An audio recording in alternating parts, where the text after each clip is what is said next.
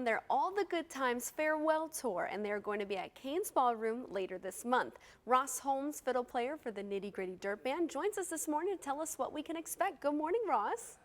Good morning. How are you doing? I'm doing great. I'm so happy to be talking to you today. But the farewell tour, tell us about it. Well, you know, the Nitty Gritty Dirt Band has been around a long time. The band was founded in May of 1966 by Jeff Hanna and Jimmy Fadden and a few buds out in Long Beach, California, and they've been literally doing this since then. And I think a few years ago, some discussions were had about we don't really want to stop, but we're getting on up there, and we've put in plenty of millions of miles on the road. It might be time to take a little breather. And so it was a tough decision, but it's been really, really fun on this farewell tour. The cities we've played, the venues we've played, the friends we've seen, the friends we've made. It's been an exciting journey. Oh, I'm sure it's been great. 60 years, 6 decades. That is a whole lot of time of fantastic music and memories. Walk with me a little bit more about the history of this band, kind of places they've been, music they've created, and what we have to look forward to on this tour. Stop. Well, there's so much to cover about the Nitty Gritty Dirt Band. You know, they started out as a jug band in California, long-haired hippies playing that old-time music, and recorded a major album in 1971 here in Nashville, Tennessee, Will the Circle Be Unbroken, their seminal album, which is arguably the foundation stone of what we know as Americana music today.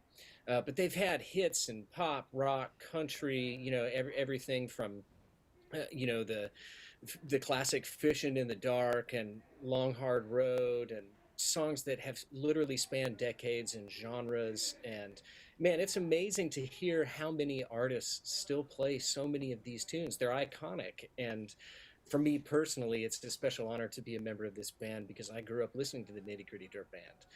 You know, as a fiddle player growing up in Texas, you know, we scarfed up everything that we could that had fiddle on it, and certainly the Dirt Band over the years had some of the most iconic fiddle players on their albums because they recorded some iconic tunes, iconic records, and so it's a treat for me to be involved, and it's a treat for us to get to Tulsa, back to Cain's Ballroom again.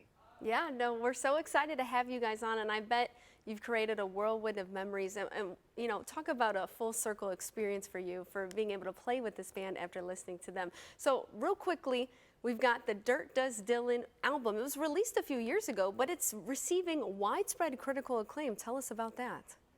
Yeah, so certainly the band has been influenced by the music of Bob Dylan. I would argue that most musicians worth their salt have been influenced by Bob Dylan on some level. And during 2019, when we were on the road, we had been talking really hard about an album and a concept for that album, and we sort of kept coming back to just a bunch of Dylan songs. Well, Ross, we so appreciate your time today. Thank you so much.